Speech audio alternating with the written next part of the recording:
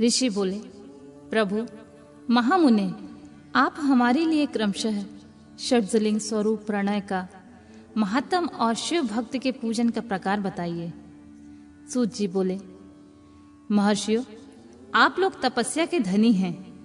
आपने यह बड़ा सुंदर प्रश्न उपस्थित किया है, किंतु इसका ठीक ठीक उत्तर महादेव ही जानते हैं, दूसरा कोई नहीं।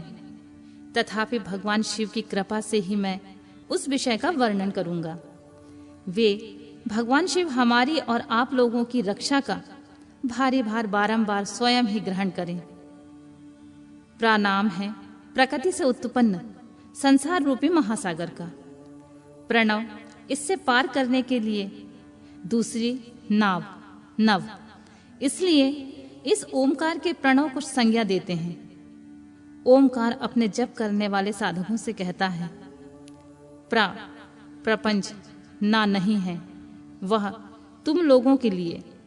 अतः इसी भाव को लेकर ज्ञानी पुरुष ओम को प्रणव नाम से जानते हैं, अर्थात यह सब तुम उपासकों को बलपूर्वक मोक्ष तक पहुंचा देगा।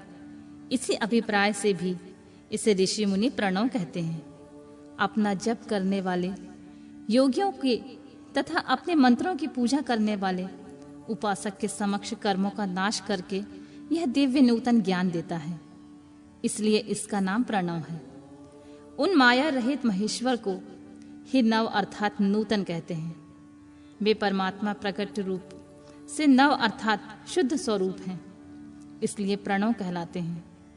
प्रणव साधक को नव अर्थात नवीन कर देता है, इसलिए भी विद्वान पुरुष उसे प्रणव के नाम से जानते हैं, अथवा प्रकट रूप से नव दिव्य परमात्म ज्ञान प्रकट करता है, इसलिए वह प्रणव है। प्रणव के दो भेद बताए गए हैं, स्थूल और सूक्ष्म।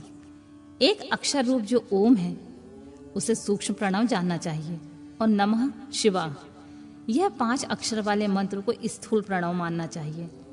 जिसमें 5 अक्षर व्यक्त नहीं है वह सूक्ष्म है, जिसमें 5 अक्षर संयुक्त रूप से व्यक्त हैं वह स्थूल है। जीवान मुक्त पुरुष के लिए सूक्ष्म प्रणव के जप का विधान है, वही उसके लिए समस्त साधनों का सार है। यद्यपि जीवांत मुक्त के लिए वही साधन की आवश्यकता नहीं है, क्योंकि वह सिद्ध रूप है। तथापि दूसरों की दृष्टि में जब तक उसका शरीर रहता है तब तक उसके द्वारा प्रणव जप की सहज साधना स्वतः होती रहती है। वह अपने देह का विलय होने तक सूक्ष्म प्रणव मंत्र का जाप और उसके अर्थमूल परमात्म तत्व का अनुसंधान करता रहता है। वह शरीर नष्ट हो जाता है और तब वह पूर्ण ब्रह्म स्वरूप शिव को प्राप्त कर लेता है। यह सुनिश्चित बात है। जो अर्थ का अनुसंधान न करके केवल मंत्र का जाप करता है उसे निश्चय ही योग की प्राप्ति होती है। जिसने 36 करोड़ मंत्र का जप कर लिया हो उसे अवश्य ही योग प्राप्त हो जाता है। सूक्ष्म प्रणव के हास्य और दीर्घ के भेद से 2 रूप जानने चाहिए, अकार, उकार, मकार, बिंदु, नाद, शब्द, काल और कला। इनमें युक्त जो प्रणव है उसे दीर्घ प्रणव कहते हैं। वह योगियों के ही हृदय में स्थित होता है। मकार पर्यंत जो ओम है वह अउमा इन तीनों शब्द से युक्त होता है। इसी को हव्य प्रणव कहते हैं। आ शिव है, उ शक्ति है और मकार इन दोनों की एकता होती है। यह त्रितत्व रूप है। ऐसा समझकर हस्व प्रणव का जाप करना चाहिए। जो अपने समस्त पापों का क्षय करना चाहते हैं उनके लिए यह हस्व प्रणव का जाप अत्यंत आवश्यक होता है। पृथ्वी, जल, तेज, वायु और आकाश ये 5 भूत तथा शब्द, स्पर्श आदि इनके 5 विषय, ये सब मिलकर 10 वस्तुएं मनुष्यों की कामना के विषय हैं। इनकी आशा मन में लेकर जो कर्मों के अनुष्ठान में संलग्न होते हैं वे 10 प्रकार के पुरुष प्रवर्त कहलाते हैं अथवा प्रवर्तगामी कहलाते हैं, तथा जो निष्काम भाव से शास्त्र विहित कर्मों का अनुष्ठान करते हैं वे निवृत्त कहे गए हैं। प्रवर्त पुरुषों को हस्व प्रणव का जाप करना चाहिए और निवृत्त पुरुषों को दीर्घ प्रणव का। व्याहतियों तथा मंत्र आदि से इच्छा अनुसार शब्द और कला से युक्त प्रणव का उच्चारण करना चाहिए। वेदों के आदि में और दोनों संध्याओं की उपासना के समय भी ओमकार का उच्चारण करना चाहिए। प्रणव का 9 करोड़ जप करने से मनुष्य शुद्ध हो जाता है। फिर 9 करोड़ का जाप करने से वह पृथ्वी तत्व पर विजय पा लेता है। तत्पश्चात पुनः 9 करोड़ का जप करके वह जल तत्व को जीत लेता है। पुनः 9 करोड़ जप से अग्नि तत्व पर विजय पा लेता है। तदंतर फिर 9 करोड़ का जाप करने पर वह वायु तत्व पर विजय पा लेता है। फिर 9 करोड़ के जप से आकाश को अपने अधिकार में कर लेता है। इसी प्रकार 9-9 करोड़ का जप करके वह क्रमशः गंध, रस, रूप, स्पर्श और शब्द पर विजय पाता है। इसके बाद फिर 9 करोड़ का जाप करके अहंकारों को भी जीत लेता है। इस तरह 108 करोड़ प्रणव का जप करके उत्कृष्ट बोध को प्राप्त किया हुआ पुरुष शुद्ध योग का लाभ करता है। शुद्ध योग से युक्त होने पर वह जीवांत मुक्त हो जाता है, इसमें संशय नहीं है। सदा प्रणव का जप और प्रणव रूपी शिव का ध्यान करते समय समाधि में स्थित हुआ महायोगी पुरुष साक्षात शिव ही होता है, इसमें कोई संशय नहीं होता। पहले अपने शरीर में प्रणव के ऋषि छंद और देवता आदि का न्यास करके फिर जप आरंभ करना चाहिए। अकार आदि मातृत्व का वर्णों से युक्त प्रणव का अपने अंगों में न्यास करके मनुष्य ऋषि हो जाता है। मंत्रों के 10 विध संस्कार, मातृका न्यास तथा षोडशोधन आदि के साथ संपूर्ण न्यास फल उसे प्राप्त होता है। प्रवृत्ति तथा प्रवृत्ति निवृत्ति से मिश्रित भाव वाले पुरुषों के लिए स्थूल प्रणव का जाप ही अभीष्ट साधक होता है। क्रिया, तप और जप के योग से शिव योगी 3 प्रकार के होते हैं, जो क्रमशः क्रिया योगी, तपोयोगी और जप योगी कहलाते हैं, जो धन आदि वैभव से पूजा सामग्री का संचय करके हाथ आदि अंगों से नमस्कार आदि क्रिया करते हुए इष्ट देव की पूजा में लगा रहता है, वह क्रिया योगी कहलाता है। पूजा में संलग्न रहकर जो परिमित भोजन करता है, बाहरी इंद्रियों को जीतकर वश में किए रहता है और मन को भी वश में करके परद्रोह आदि से दूर रहता है, वह तप योगी कहलाता है। इन सभी सद्गुणों से युक्त होकर जो सदा शुद्ध भाव से रहता है तथा समस्त काम आदि दोषों से रहित हो शांत चित्त से निरंतर जप किया करता है, उसे महात्मा पुरुष जप योगी मानते हैं।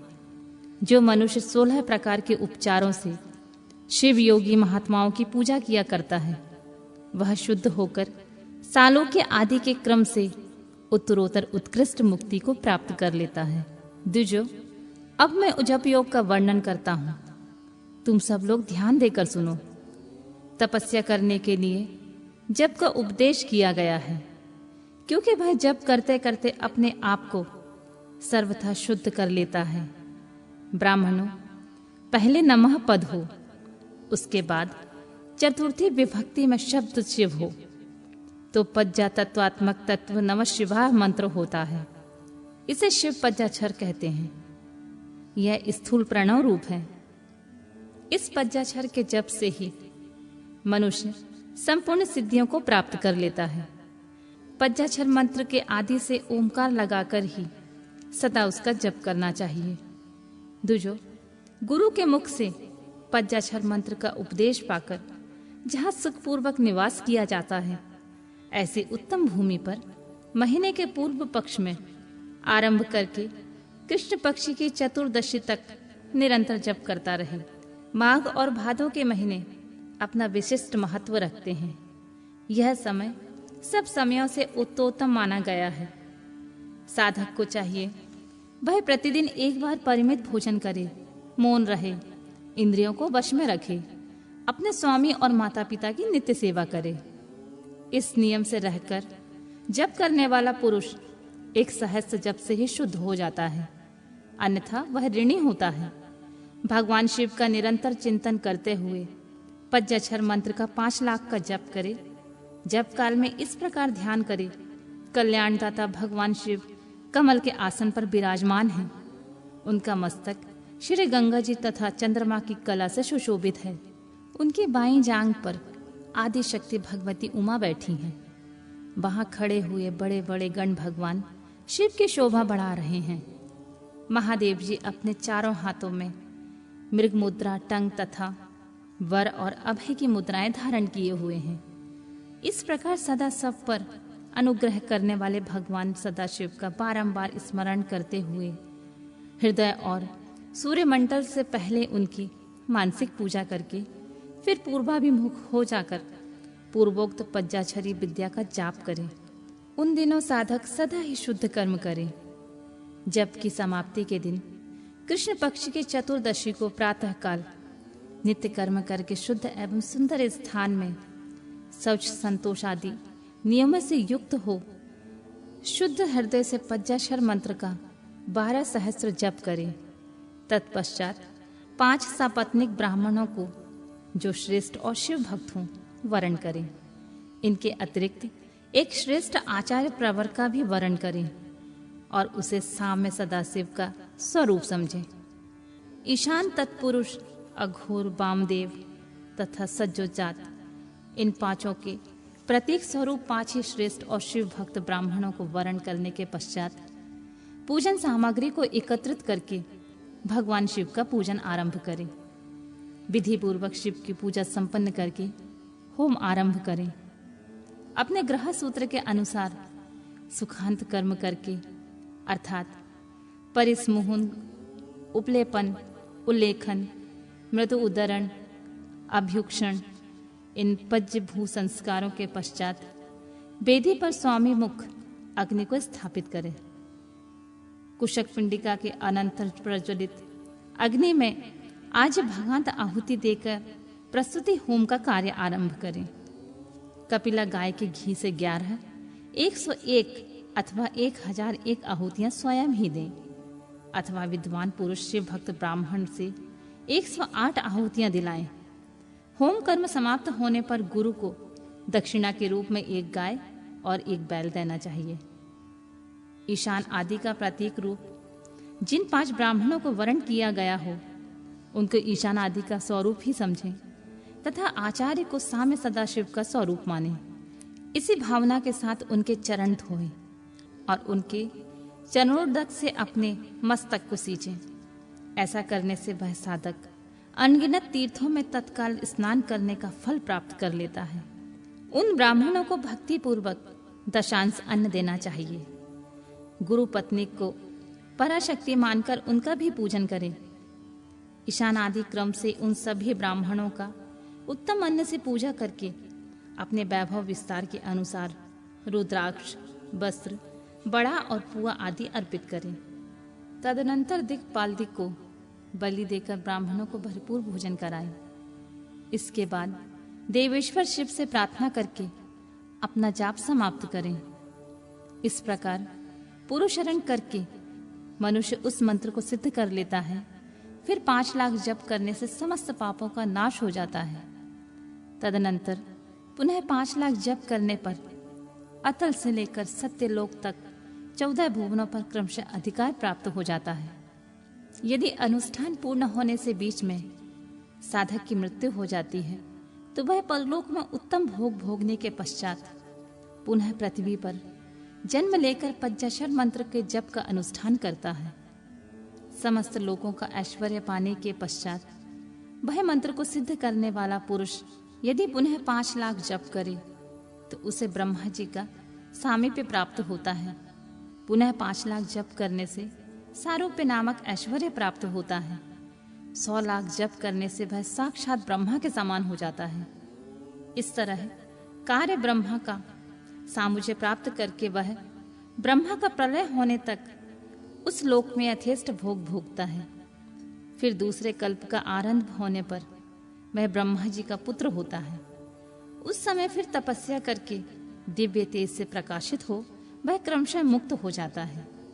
पृथ्वी आदि कार्य स्वरूप भूतों द्वारा पाताल से लेकर सत्यलोक पर्यंत ब्रह्मा जी के 14 लोक क्रमशः निर्मित हुए हैं।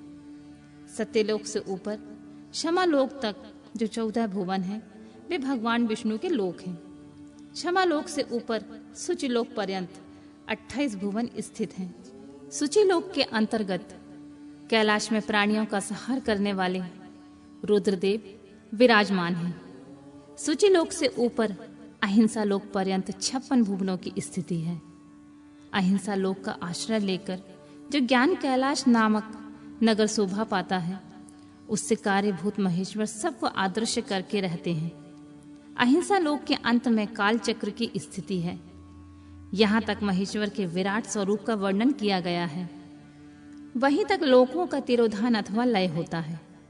उससे नीचे कर्मों का भोग है और उससे ऊपर ज्ञान का भोग है। उसके नीचे कर्म माया और उसके ऊपर ज्ञान माया। अब मैं कर्म माया और ज्ञान माया का तात्पर्य बता रहा हूं। माँ का अर्थ है लक्ष्मी। उससे कर्म भोग यात प्राप्त होता है, इसलिए वह माया अथवा कर्म माया कहलाती है। इसी तरह माँ अर्थात लक्ष्मी से ज्ञान भोग यात अर्थात प्राप्त होता है, इसलिए उसे माया या ज्ञान माया कहा गया है। उपयुक्त सीमा के नीचे नश्रय भोग है, ऊपर नित्य भोग है। उससे नीचे ही तिरोधान अथवा लय है और ऊपर नहीं। वहां से नीचे ही कर्ममय पाशों द्वारा बंधन होता है, ऊपर बंधन का सदा अभाव होता है। उससे नीचे ही जीव सकाम कर्मों का अनुसरण करते हुए विभिन्न लोकों में योनियों के चक्कर काटते हैं। उसके ऊपर के लोकों में निष्काम कर्म का ही भोग बताया गया है। बिंदु पूजा में तत्पर रहने वाले उपासक वहां से नीचे के लोकों में ही घूमते हैं। उसके ऊपर तो निष्काम भाव से शिवलिंग की पूजा करने वाले उपासक ही जाते हैं, जो एकमात्र शिव की उपासना में तत्पर हैं। वे उससे ऊपर के लोकों में जाते हैं। वहां से नीचे जीव कोटि है और ऊपर ईश्वर कोटि। नीचे संसारी जीव रहते हैं और ऊपर मुक्त पुरुष। नीचे कर्म लोक है और ऊपर ज्ञान लोक। ऊपर मद और अहंकार का नाश करने वाली नम्रता है। वहां जन्म जनित तिरोधान नहीं है। उसका निवारण किए बिना वहां किसी का प्रवेश संभव नहीं है। इस प्रकार तिरोधान का निवारण करने से वहां ज्ञान शब्द का अर्थ ही प्रकाशित होता रहता है। अधो भौतिक पूजा करने वाले लोग उससे नीचे के लोकों में ही चक्कर काटते रहते हैं। जो आध्यात्मिक उपासना करने वाले होते हैं वे ही उससे ऊपर को जाते हैं। जो सत्य अहिंसा आदि धर्मों से युक्त होकर भगवान शिव की पूजा में तत्पर रहते हैं, वे काल चक्र को पार कर जाते हैं। काल चक्रेश्वर की सीमा तक जो विराट महेश्वर लोक बताया गया है, उससे ऊपर वृषभ के आकार की धर्म की स्थिति है। वह ब्रह्मचर्य का मूर्ति रूप है। उसके सत्य, शौच, अहिंसा और दया ये 4 पाद हैं। वह साक्षात शिवलोक के द्वार पर खड़ा है। क्षमा उसके सींग है, शम कान है और वह वेद ध्वनि रूपी शब्द से विभूषित है। आस्तिकता उनके दोनों नेत्र हैं। विश्वास ही उनकी श्रेष्ठ बुद्धि एवं मन है। क्रिया आदि धर्म रूपी जो वृषभ हैं, वे कारण आदि में स्थित हैं। ऐसा जानना चाहिए, उस क्रिया रूप वृषभाकार धर्म पर कालातीत शिव आरूढ़ होते हैं। ब्रह्मा, विष्णु और महेश्वर की जो अपनी अपनी आयु है, उसी को दिन कहते हैं। जहां धर्म रूपी वृषभ की स्थिति है, उससे ऊपर ना दिन है और ना रात्रि है। वहां जन्म मरण आदि भी नहीं है। वहां फिर से कारण स्वरूप ब्रह्मा जी के कारण सत्यलोक पर्यंत 14 लोक स्थित हैं, जो पज्जा भौतिक गंध से आदि से परे हैं। उनकी सनातन स्थिति है। सूक्ष्म गंध ही उनका स्वरूप है। उनमें ऊपर फिर कारण रूप विष्णु के 14 लोक स्थित हैं। उनमें भी ऊपर फिर कारण रूपी रुद्र के 28 लोकों की स्थिति मानी गई है। फिर उनमें भी ऊपर कारणेश शिव के 56 लोक विद्यमान हैं। तदनंतर शिव सम्मत ब्रह्मचार्य लोक हैं। फिर 5 आवरणों से युक्त ज्ञानमय कैलाश है, जहाँ 5 मंडलों, 5 ब्रह्म कलाओं और आदि शक्ति से संयुक्त आदिलिंग प्रतिष्ठित है। उसे परमात्मा शिव का शिवालय कहा गया है। वहीं पराशक्ति से युक्त परमेश्वर शिव निवास करते हैं। वे सृष्टि, पालन, संहार, तिरोभाव और अनुग्रह इन 5 कृत्यों में प्रवीण हैं। उनका श्री विग्रह सच्चिदानंद स्वरूप है। वे सदा ध्यान रूपी धर्म में स्थित रहते हैं और सदा सब पर अनुग्रह क्रिया करते हैं। वे स्व आत्मा राम हैं और समाधि रूपी आसन पर आसीन होकर नित्य विराजमान होते हैं। कर्म और ध्यान आदि का अनुष्ठान करने से क्रमशः साधन पथ से आगे बढ़ने पर उनका दर्शन साध्य होता है। नित्य नैमित्तिक आदि कर्मों द्वारा देवताओं का यजन करने से भगवान शिव के समाराधन कर्म में मन लगता है। यदि क्रिया आदि जो शिव संबंधी कर्म हैं उनके द्वारा शिव ज्ञान सिद्ध करें, जिन्होंने शिव तत्व का साक्षात्कार कर लिया अथवा जिन पर शिव की कृपा दृष्टि पड़ चुकी है, वे सब मुक्त ही हैं। इसमें संशय नहीं है। आत्म स्वरूप से जो स्थिति है वही मुक्ति है। एकमात्र अपने आत्मा में रमण या आनंद का अनुभव करना ही मुक्ति का स्वरूप होता है। जो पुरुष क्रिया, तप, जप, ज्ञान और ध्यान रूपी धर्मों में भली भांति स्थित है, वह शिव का साक्षात करके स्वरात्मा स्वरूप मोक्ष को भी प्राप्त कर लेता है। जैसे सूर्यदेव अपनी किरणों से अशुद्धि को दूर कर देते हैं, उसी प्रकार कृपा करने में कुशल भगवान शिव अपने भक्त के अज्ञान को मिटा देते हैं। अज्ञान की निवृत्ति हो जाने पर शिव ज्ञान स्वतः प्रकट हो जाता है।